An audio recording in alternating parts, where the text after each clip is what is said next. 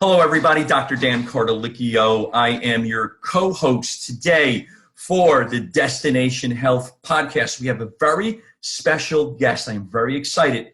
Jen Garrett is with us. We're going to get right into it. Jen, welcome to our podcast. How are you today? Thank you so much, Dan. It's a pleasure to be on. I'm doing great. Excellent. So let me go over a brief bio for Jen, although I can probably read for a half an hour and, superstar. That's what Jen is. Ready? Jen Garrett, internationally recognized leadership coach, author of the book, Move the Ball. Army lawyer, thank you very much for your service. Former Fortune 100 corporate executive who has a passion for helping and inspiring others, pushing boundaries and driving individuals and organizations out of their comfort zone. Jen, high performance strategist, an expert by teaching individuals how to cross the goal line. We talk about football today by using principles from American football and her Move the Ball framework. Jen has 7 degrees. She did all of this on her own. She was a teenage single parent, Bachelor of Science, Electrical Engineering, Biomedical Engineering, MBA, Master of Arts in Communication and Leadership Studies, Juris Doctorate, an attorney, Master of Laws, Business Transactions, LLM in Taxation. Jen, truly a Renaissance woman. Welcome to the show. Excited to have you on. So let's talk. Let's get right into it. How does football and sports teach us life lessons in business? I have a son who's 12, and I try to do this all the time. He plays hockey. So how do you do this? Yeah, I mean, there's so many parallels between sports and life, team sports, especially, but all sports. And so football is one that I gravitated to as a kid, and it's one that is a faster paced sport. So it's exciting just because of the dynamic, but there's so many different lessons from being a competitive athlete. Not just the teamwork, but being the competitive athlete teaches you on how to be successful, not only in business, because so many people that have played professionally or coach like to talk about how sports apply to business, but it applies to all aspects of our life. And I'm looking forward to getting into some more of that in our discussion today. Absolutely. And I think the competitiveness in striving to be better is extremely important. And I think this is what your book is about. So tell us, Move the Ball. What was the inspiration to write Move the Ball? Great question. So I've always had a passion for writing ever since I was a kid, and I'd always wanted to write a book. And over the years, I had thought about different topics, but all kind of in a motivational type of a genre. And I'm from Chicago, diehard Chicago Bears fan, and I was at the NFC Championship game between the Chicago Bears and the Green Bay Packers at Soldier Field back in 2011 when I got the inspiration to write the book. There was this moment in the fourth quarter where the Bears were trailing and they had the ball and it was 4th down and they had to go for it. And so the coach at the time, Lovie Smith, takes a timeout. And it was in that moment where I thought about how in our own lives we have these 4th down moments and we have to decide, are we going to go for it? Are we going to punt? And there's all these factors that go into that decision. And then if we decide to go for it, what play are we going to run? Right. And so just in those 2 minutes that there was that timeout, all of those thoughts popped in my head and I got the inspiration to write the book. So that night, the Bears ended up losing. Packers ended up winning the Super Bowl. I wrote down all these lessons that I had picked up over the last 25, 30 years on how to be successful by using principles that I've seen players adopt on the field and off the field. And so that's how the book started off. I find that fascinating. I find that interesting. So you're a Chicago Bears fan. I am a New York Giants fan. In the 1980s, they were going at it all the time. They were always in the NFC Championship game. So we're kind of on the opposite ends of the spectrum when it comes to that. But it's all good, though. But tell me about some of your 4th down moments in your life. I mean, I'm reading your bio here. Teenage single parent. You did 7 degrees all on your own. Raising 5 children. I mean, what are some of your fourth down moments in your life? Yeah, I'll start with the most recent one, which I'll say is the biggest fourth down moment, which was the decision to leave my corporate job behind and be an entrepreneur. So, as a single parent, as the sole breadwinner of the family, making that decision to give up your guaranteed income stream is kind of a big deal. It's a big deal for anybody, but it's an even bigger deal for someone that is raising their family on their own. And so, for me, it came down to, how important of this was this goal to do, what confidence I had in myself. I think confidence is very important, and really just knowing that you can figure out anything if you put your mind to it, and then you're committed. And so that was the biggest fourth down moment. And what prompted that was my dad passed away 4 years ago, and I was in the corporate space. I loved being in the corporate world. It was not unfulfilling. I loved it. It was great. I was climbing the corporate ladder, had accelerated in my career very early on, and I was always working, and I was okay with that. And then my dad passed away, and very unexpectedly, which really kind of did a number on me and caused me to pause and reflect. And what happened was my dad was 78. He took a lot of pain meds. He was in decent health, not great health, not poor health. He took a lot of naps because of these medications. And so this one morning, he told my mom he was feeling great. He was going to lie down and take a nap, not uncommon. An hour later, my mom's cooking in the kitchen. His phone rings. He doesn't answer. She goes to check on him, and he had passed away. And so it was just like that. So my mom calls me, lets me know. Oh, well, she calls me. I'm sitting at my table working. I see the phone ring. I look at it. It's my mom calling. I talk to her all the time. So I'm like, you know what? I'll call her back later. I'm too busy right now. And that was the phone call that she was letting me know my dad had passed away. And that always bothered me because my dad used to always tell me how busy I was, just always go, go, go. And I think a lot of people listening to this can relate to how we're so busy in our lives, and we tend to put people and other things that we should be giving attention to on the back burner because we're busy with our career, right? We're trying to hustle and grind all the time, grow our career, make more money, whatever it is. And so that event really made me kind of think about what was important in my life. And I'd published this book, and I'd always thought that was going to be just something I did on the side, speaking in corporate events, but I had my corporate career. And I thought about how when you pass, the world keeps moving. Whether you're in it or not, like, people keep going. Even I've talked to people about Kobe passing and how the world mourned this great athletic icon, but here we are months later, how many people are talking about Kobe, right? So no matter how powerful you are in the world, like, people keep moving. And so I started thinking about what kind of legacy do I want to leave behind versus just climbing the corporate ladder.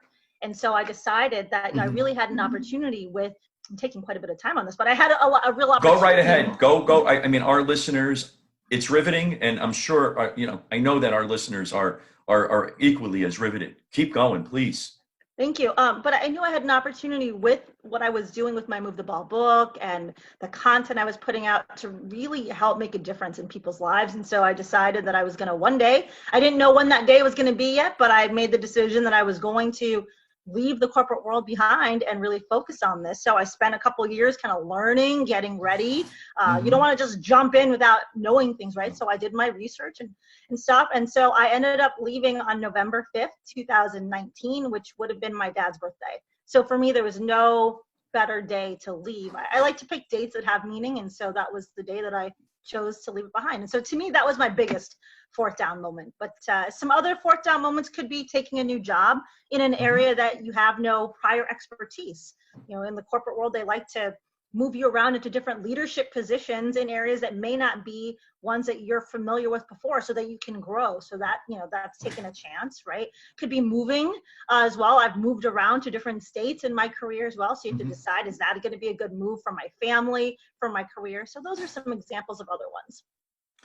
Thank you for your personal share. I find that, interesting. I'm sorry to hear about your father passing, and, we kind of live in parallel universes. I lost my father about 11 years ago, and it did have a profound effect on me. And you do look at your children, you do look at life, you do look at your legacy. What are you going to leave behind? And he lived in North Carolina. I'm here in New Jersey.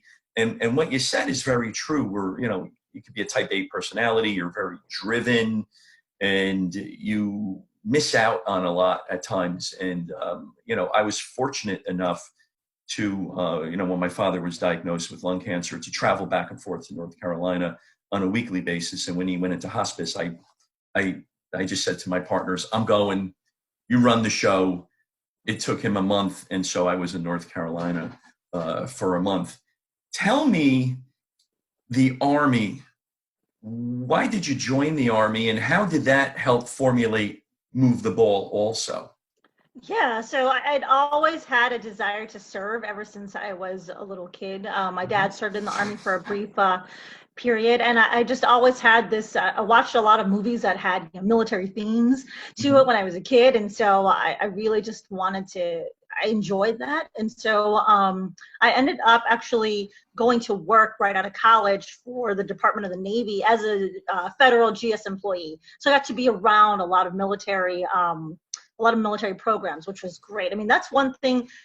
The military is an industry that is very different than any other one, right? It's not like consumer goods or pharmaceutical. I mean, it's so different in terms of the types of things you're working on, the technologies that you get exposed to, and I loved it. And so, I decided that it'd be great to kind of give back and serve. And so I ended up going in the Army National Guard. So I've always been in the National Guard, being a single parent. It wasn't really feasible to go active duty. So I joined 8 years ago in Michigan Army National Guard in a JAG capacity. So I'm a military lawyer, and it's been great. I mean, the people that you get to work with, the bonds that you form. I was talking with someone the other day about how military bonds are very similar to professional athletic bonds. You come together to achieve a goal. In sports, it's winning games, right? In the military, it's to accomplish the mission. But it doesn't matter where you came from, what your background is. Nobody cares about that stuff. It's all about, hey, we're in this together. They appreciate that diversity immediately, and then they figure out, how do we, quote unquote, move the ball, right, to be able to be successful. And so having that military experience is just, it aligns very well with a lot of the concepts that I talk about in the book. You have to have a team. I don't care what goal it is. I don't care how successful you are. You didn't do it by yourself. And if you think you did, then you're really kidding yourself. I mean, no matter what you've done in life, there are people that have helped you, whether it's, just championship, right? Supporting you from a, positivity standpoint. There's other people that may have opened doors or actually taken a more active role, but you haven't done it all by yourself. I totally agree with that. I never played professional sports. I played D1 sports, and you do form very special bonds with those individuals from high school into college, and they're lifetime friends, because you kind of, yes. and it's the metaphor. If you're playing football or you're playing baseball, you go to war with them. You want to win a game, and you want to be the best. You want to move the ball. You want to score that touchdown, and there's always that special bond. And now, as an entrepreneur, you have that special bond also with, if you have partners or your staff, because you're also, quote, in war, unquote, because you have to make this work. And how is it being an entrepreneur for you? I've read some of your information, which is great. So you've been doing this for about 9 to 10 months, being an entrepreneur. How is it going? It's been an interesting ride, especially during the year of COVID.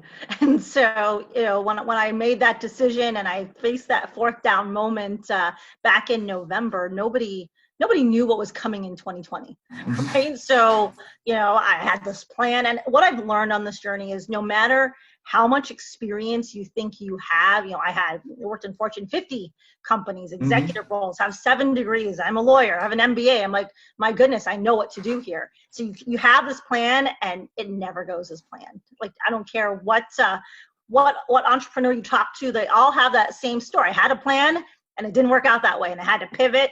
And it's interesting, because I would hear of other people's stories, and I used to think, well, I'm going to be different because I have all this experience. I know what to do. Nope, it's all the same. I mean, there are things that are going to happen outside of your control, and so you really have to be adaptable and ready to pivot. And so those first couple months, I was going down one path. I was focused on doing corporate workshops, training events, seminars. Then COVID hit. and businesses were no longer hiring for those types of services. So I had to focus my business in a different area. So I work a lot one-on-one with people, coaching programs, helping people position themselves for advancement in their career, whether they're a job seeker, whether they're looking to just advance to that next level. But that's how I pivoted. And it took a little while to figure out, okay, what am I going to do now that this, primary market space that I was serving was no longer there? But that's what any good business does, is they look at, what are the trends, so to speak, in the marketplace, and how do they need to adjust to serve those needs. So that's what I did. But I mean, it wasn't an easy journey by any means. Lots of quote unquote little failures along the way. Try something, it doesn't work. Okay, let's try something else. But now that I'm, a little bit over 9 months into it, looking back, it's like, wow, this has been an interesting journey. I've learned so much. I've grown so much from it. But you have to go through those pain points. Like, no matter who you are, if you're going on the entrepreneurial path, they will happen. And so you just have to be ready to, like I said, adapt.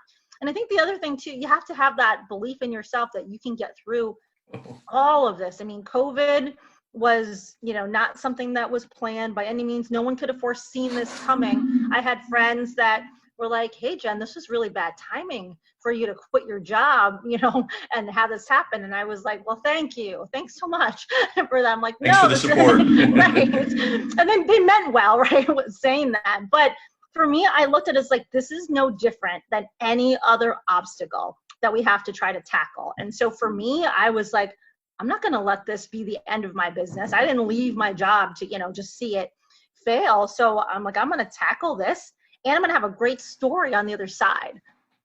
I love that. Great story on the other side. And as soon as you started to talk, I wrote down the word pivot, because as an entrepreneur, you must pivot all the time, and you have a plan, and that plan just moves. It's just like in the game of life or in the game of football, right? Mm-hmm. San Francisco 49ers would actually, the first 10 to 12 plays were scripted before, they went, and no matter what they did, they tried to do that. But you have to pivot, because you never know what's going to happen. And those failures that you have as an entrepreneur, no matter what they are, good and bad, it just, you have to have that, and the belief in yourself.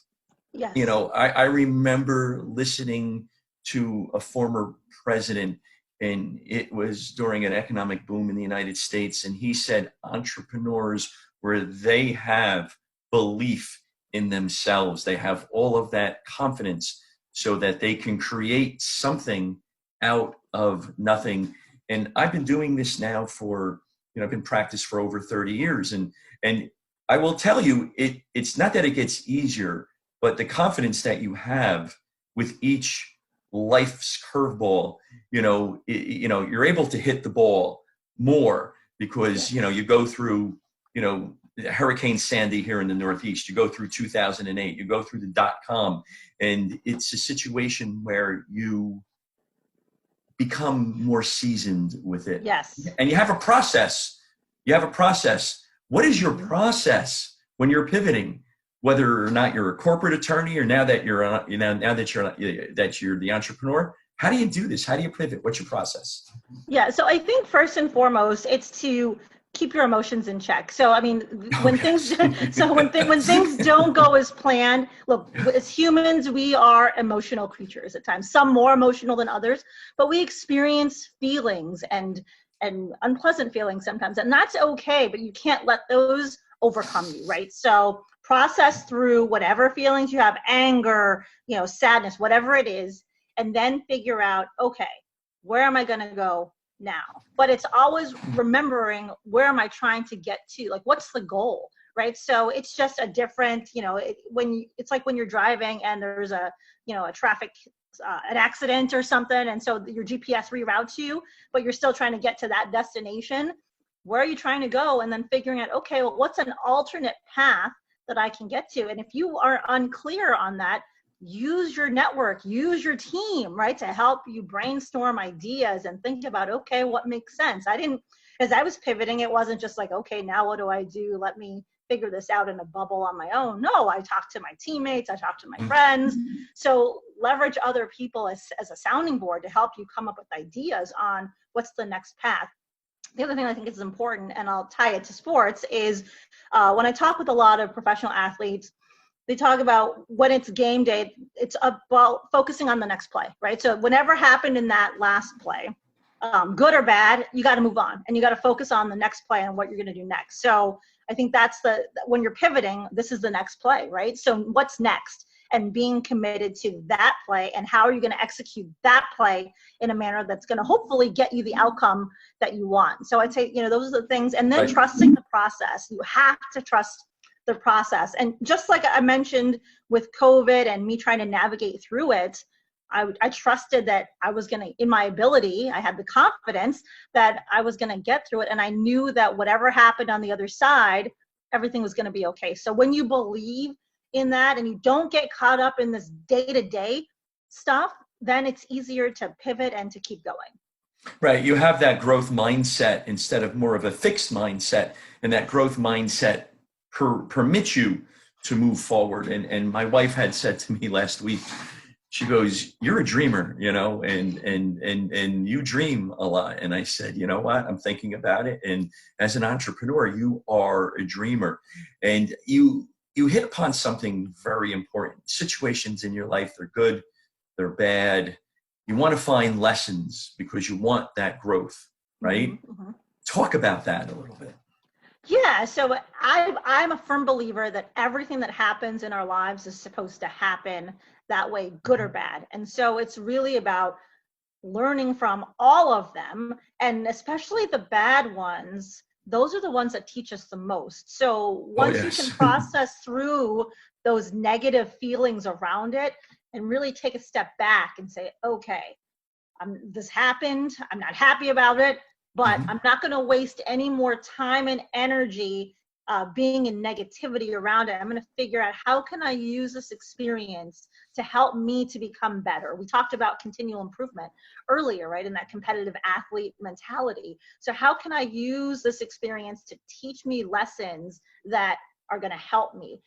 That takes discipline to do, because it's easier just to play the victim, right? And be like, woe is me, this happened, and just want to cry to everybody or vent, and not focus on the growth mindset part of it, which is, this is an experience that happens, so I'm going to accept it. And I think that's important too. Acceptance of whatever happens is important. Acceptance doesn't mean you agree with it, that you like it, that you even understand it. But what acceptance means is that you have come to terms with, this has happened, and now it's time for me to move on. So I can't change what happened. Let me learn from it. Yeah, I think that is, for our listeners, this is important information, because you learn more from your life's failures, and you have to have that growth mindset to move forward, because if not, life will have a tendency to beat you down, and you need to push forward, and you need to move forward. And if you look at, Jen's life, raising 5 children, a teenage parent, I mean, that must have been extremely difficult, but you had the mindset where I wanted I wanted my life to be successful. I want, you want to teach your children this also. I mean, that's part of what's going on. Can you comment about that? You have 5 children, right? Yes. Yeah. And it's not just about mindset too. It's about having the right team around you to help you. So that's correct. I had a great parents. My mom's still alive. My dad has passed. I mean, they were very instrumental in helping me to go to school. They watched my kids when I was in class at night. So you need to have people in your life that are going to help you as well. But I think for me with my kids, it's important to instill that you can do anything that you want if you, again, it comes back to that confidence. And confidence doesn't mean that I think this is important. Confidence doesn't mean that you have the answers or that you know everything. What it means is that you believe in your ability to figure it out.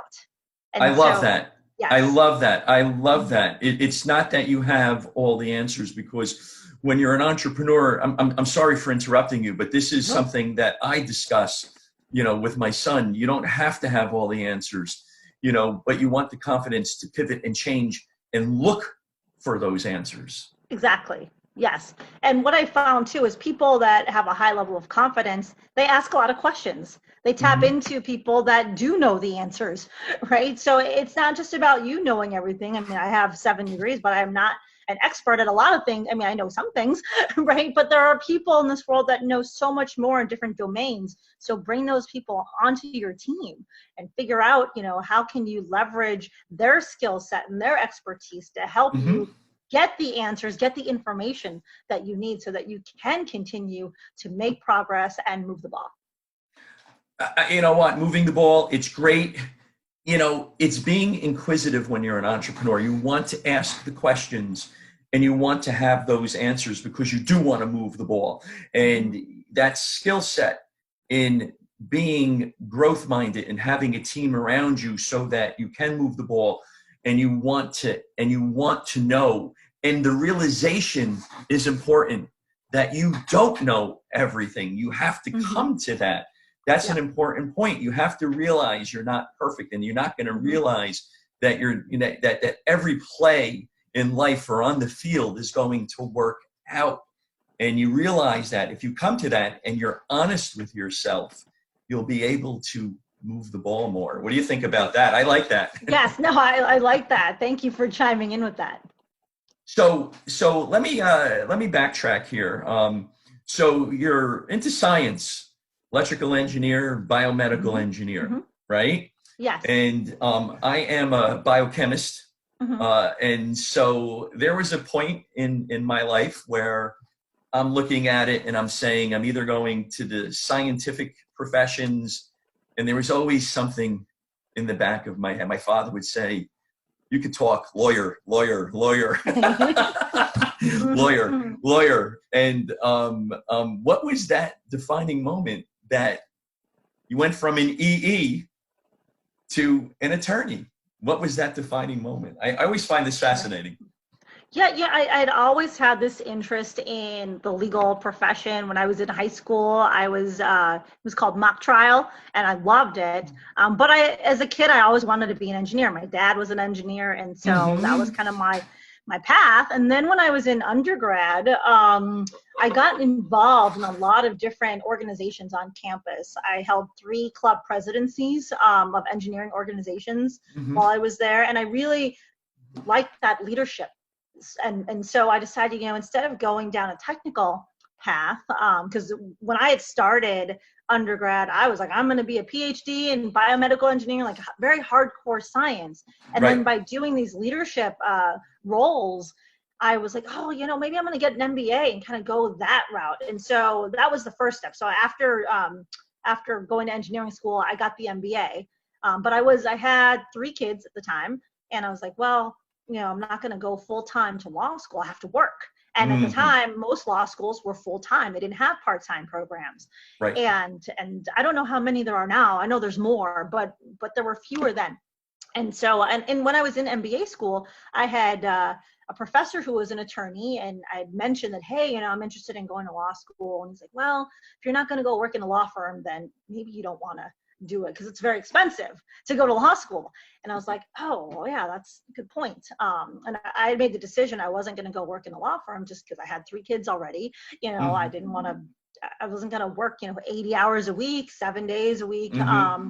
and not see the family. So I went to I was working for Boeing at the time, and Boeing had a fantastic education assistance program, and they paid for law school. So that's Right. why I was like, oh, here's my opportunity. So took the LSAT, went to law school, and I decided that I would use, my legal background more in a corporate function versus going to work for a law firm. But I really enjoy the critical thinking as a scientific type, an engineer where we have analytical minds. And so Yes. I view the profession of law as an extension of that, analytical thinking, the critical thinking. And so I really enjoy that. I am a technical geek at heart, but I do enjoy more of the business stuff and Mm-hmm. kind of looking at the strategic growth of companies versus doing the technical inventing, I guess, so to speak.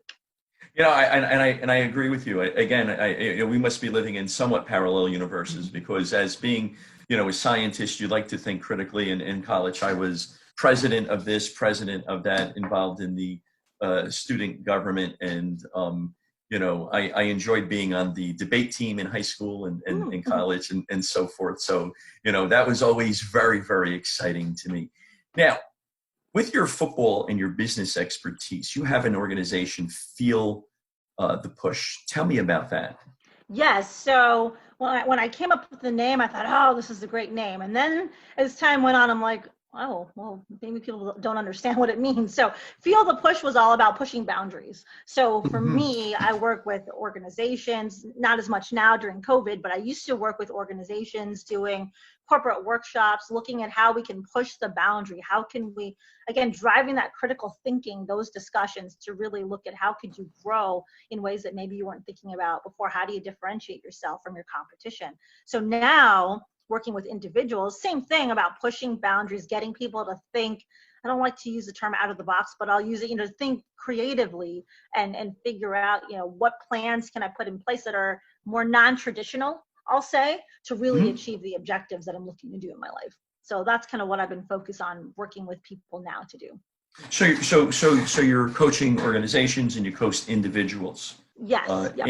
In addition to, and you put together the goals and so forth and so on, and going from point A to point B. I think that's so important, especially during COVID, because a lot of people, a lot of organizations, are I don't know how I want to describe it. They're just not feeling good about themselves, and they need to, move the ball. Let's talk about the book. I've started reading the book, everybody. This is a fabulous book. I recommend this book to all my listeners. And tell me, first chapter. Let's go over the first chapter, just very briefly. Okay? And pregame show. Tell me, what does that mean? And what are you trying to communicate during a pregame show? Yeah, so the pregame show is really getting ready to execute, right? So it's getting ready mentally. How we've heard the phrase, how you show up matters, right? So it's waking up, fired up, ready to go, having that plan in place. Again, you're going to have to pivot down the road, but you got to have a plan to start. And so, what are the plays that you want to execute? And so the pregame show is all about the getting ready to be able to execute on game day, metaphorically, game day right in our lives, and being able to get across the goal line. So now I'm going to put you on the spot a little bit. Okay. So how do you get fired up? For each day, everybody has a little routine. I have a routine. How do you get yourself fired up? Well, first, it's staying connected to my why. So why did I leave my corporate job? Why did I go focus on this business, right? So it's staying connected to your purpose, I think, is one way that's going to keep you excited for each day. For me personally, in the morning, what I like to do is, so I think everyone should have some phrase or something they're going to tell themselves. They're going to get them mentally ready. So for me, it was every day I told myself that I was going to suit up, I was going to show up, and I was going to move the ball that day. So no matter what happens, like I was going to move the ball and I was ready. And that just kind of gets you, excited, or for me, got me excited to take on the day, no matter what was going to happen that day. It reminded me too that I'm in control of how good or bad the day ends up being in my mind. There are these external factors that are going to happen that we can't control. So you can't worry about those, right? No matter what happens, you still at the end of the day get to dictate, was today a good day? Because I was able to still take back the day if it started off bad and make it end on a good note. And so for me, just using that phrase kind of helps get me psyched up. But I think it's remaining connected to your purpose, even when you're going through the moments that are going to test you, because that's what's going to help you keep going. Right. You know what? When you have your why and you have your purpose, it definitely brings you through the darkest days. I remember, when I first decided to be an entrepreneur, I was reading some of the business books, and one of the themes was there's going to be those days where you're saying, why am I doing this? This is crazy. I'm a failure. And then within an hour, something goes right. Next thing you know, you're like, oh, wow, this is like the best thing in the world. Suit up, show up, and move the ball. I've listened to your podcast. I've listened to a couple of podcasts, and that's your mantra. I like this. I'm going to be incorporating this. And one of the things that I really love from the pregame show, having mad pride to move the ball forward, having pride in yourself, having pride in your family, having pride in who you are and in your purpose. So tell us about your podcast. Yeah, so my podcast is called Move the Ball, and it focuses on conversations with professional athletes, not just football. Most of the guests that have played sports are football players, but I've had baseball, hockey, I've had a UFC fighter on, and so we talk about, as well as entrepreneurs and successful business leaders, on how do you take that competitive athlete mentality, connect it to leadership, connect that to success, both in business and in life. Yeah, I think that's great. And I want to, are you with me? It's the next chapter. Yes. When I was reading this, I love this. You must play the entire game. Yes. Must play the entire game. You got to be committed to play that entire game, and you need a team to win. So when you're moving the ball, talk to us about playing that entire game, because you just can't stop in the middle of the day or in the middle of life and say, Right. It's done, it's over with. 5 kids, 1 kid's entrepreneur, you owe $250,000, you have investors, right? You have to finish the game. Yes. Yeah. So there's a chapter that expands on that called Play the Full 60. And 60 is a metaphorical 60 for us, but in the football context, you've got 60 minutes of play, right? And so football teams play the full 60 if they want to win.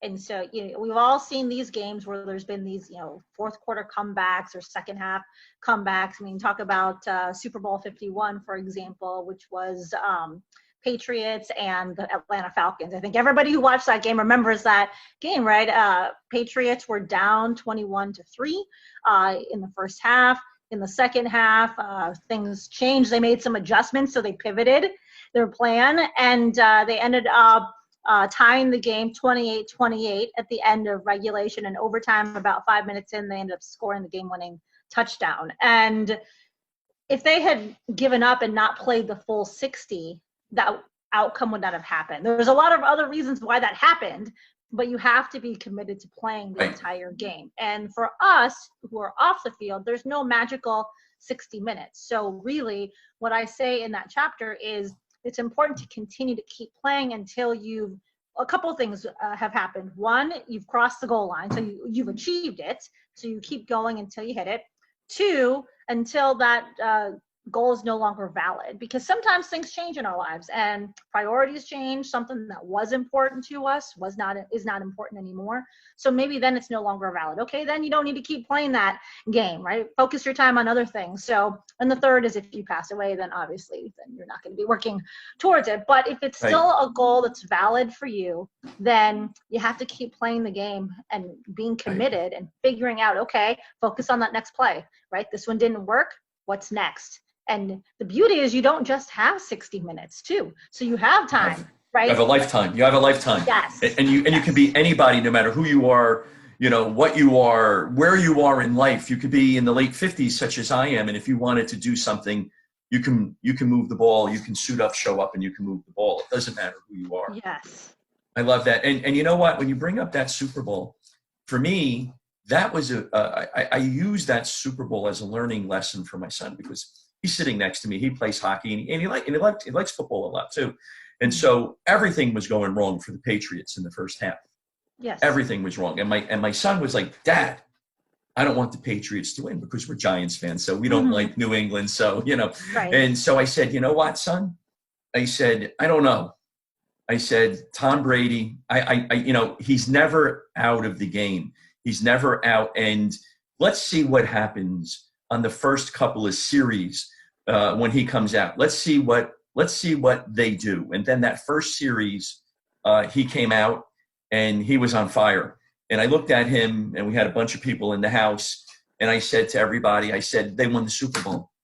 And they all looked at me like I was crazy. I said, mark my words, he is going to win the Super Bowl. I can also say Eli Manning did that against them, being a Giants fan. So, you're never out of the game. You're never out of the game. I like that. Right. So you also have a new community for a woman. She's Got Game. Mm-hmm. Okay. And you're launching it September 1st.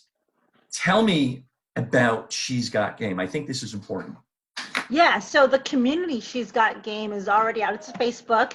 group. And the reason I created it was I really wanted, especially during this time, I wanted to create a group where women felt like they could connect and empower each other, support each other, and learn from each other. I think, in the times of COVID, we're supposed to stay home, right? Social distance to the extent that we can. And that's hard for some people because they're not able to have relationships with people like they want. And so I wanted to create a community where while we're all virtual, we're still staying connected. We do virtual networking sessions, we have webinars, and it's all free. It's really about just helping other people. And so it's on Facebook. If you search the Facebook groups, She's Got Game, but the URL is facebook.com/groups/power and impact. And the reason why it's power and impact is because I say that alone a woman has power, together we have impact. So it's really about, connecting people and helping one another, especially during this time. And there are people that are struggling that have commented about how they're looking for some help. There are people that, have just lost their jobs. And so we've been able to connect people in their area to, just yesterday, someone posted about how she had lost her job. She's in Jacksonville. And so I tagged a few ladies that I knew that were in the group in that area. I didn't personally know any of those women that I had tagged, but I had met them in one of our virtual networking sessions. So I tagged them, and so they're connecting, and hopefully they can help her find a great job quickly. But that's the power of the network, right? And so I wanted to bring women together because you find that there are women that like to help each other, and there are other women that are jealous and they don't like to see others' success, and that's not what I want, to see. And so if I can create a community to help bring women together, then that's what I'm looking to do. So the community was launched in July.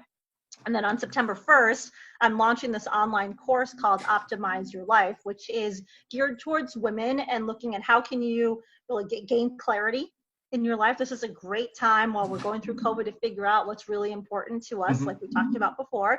How can you tackle procrastination? How can you reduce the stress in your life? How can you get more sleep? We talk about how do you increase your productivity? We all have the same amount of time. So especially now when we're all being at home as much or so much with your kids and everything, you got to be even more productive and effective with your time. So there's some tips on how to do that. How to increase confidence. We talked about confidence earlier. Right. So that's another thing. So there's all these different modules in this Optimize Your Life course that I created that I'm really hoping will help people to be able to move the ball. Oh, this is fabulous, because what you've done is you've pivoted and you're helping people out, and you're helping them, move the ball in their lives. And I think this is great. I see that we're coming up on our hour, and it's been quick. I think I can go on for at least another 3 or 4 hours, Jen, to be honest with you. And what I'm going to suggest is that we do 15-minute segments on your book, and we'll go through some chapters if you'd like to do that. And I think that'll help people, suit up, show up, and move the ball. So we'll talk about that offline. Now, you have so many great products, avenues. Let's go with the book first. How can people purchase the book? Yeah, so the book, you can get it on barnesandnoble.com, amazon.com. It's a paperback. It's also ebook, and then there's an audio book version. So you can get it through, Apple, iTunes, or Audible as well. Yeah, here's the book. This is Move the Ball. It is a great book. I started reading this last night, and if it wasn't 12:30, because I had a lecture last night, I think I would have finished the book. But then I wouldn't be here today, I don't think, to do the podcast. And Optimize Your Life. How do individuals get in touch with you for September 1st for that? Yeah, so if you go to my website, jenniferagarrett.com, then there'll be some info. We're getting the website ready, powerandimpact.com as well. That's not up quite yet, but if you go to jenniferagarrett.com, we'll be putting information out there. I have a newsletter too where I put out motivational content, so you can always sign up for that. And of course, I'll be letting people know once the course is out through that newsletter. Excellent. And for She's Got Game, the Facebook group, one more time, how do individuals contact you with that? Yeah, it's facebook.com/groups/power and impact. I love that. This has been a great hour. I have one more question. Sure. What do you want to discuss that we haven't discussed, and what's important in your life? Oh, that's a great question. What have we discussed or what haven't we discussed? I'm asking you to move the ball. I threw you a curveball. You got to hit it. I'm looking forward to doing these discussions on the chapters, because I think that'll be helpful for people. So I'd love to do that with you. And then, what was the other part of your question? What's important to you right now? What's important to me is that every day that I'm living each day purposefully and intentionally, and making sure that no day goes wasted, right? Each day, I do believe each day is a gift that we've been given. And so for me, I really want to make sure that I'm not saying I'm too busy to do things that are important, right? So because I am an entrepreneur and I work for myself, I do have that luxury of being able to control my whole schedule. But even if you don't, and let's say you have a corporate job, so you've got the time that you're supposed to be at work, you've got all this other time outside of that. So what are you doing with that time? And are you being intentional? And as well as with your work time, I mean, you want to be intentional with the tasks you're working on and be productive. But I think that's an important thing for me, and I think it should be for all of us, is living with intentionality. I love that. That is a great way to bring this fabulous podcast to a conclusion. That was just great. All right. I recommend Jen's book. We're going to have all the show notes. We're going to have all the notes for our show, and so that you can contact her. Please start off with the book, get involved. Thank you very much for being on the podcast. You've inspired me. We always say on the podcast, I always end the podcast with, we like to motivate, we like to educate, and we like to inspire. We love to do that. And you have met all of those parameters and more. So thank you very much for being on the podcast. We'll talk offline about doing a weekly book chapter. I think this is a great idea. Jen, thank you very much for being on. Well, thank you so much, Dan. I appreciate you having me on today. Also, make sure you go to Jen's podcast, listen to that. I've listened to several episodes thus far. Excellent. I'm going to listen to some more today. Subscribe to her podcast. Subscribe to ours, Suburban Wellness Group. Want to thank everybody for listening today, and we will talk to you soon. Take care now. Bye-bye.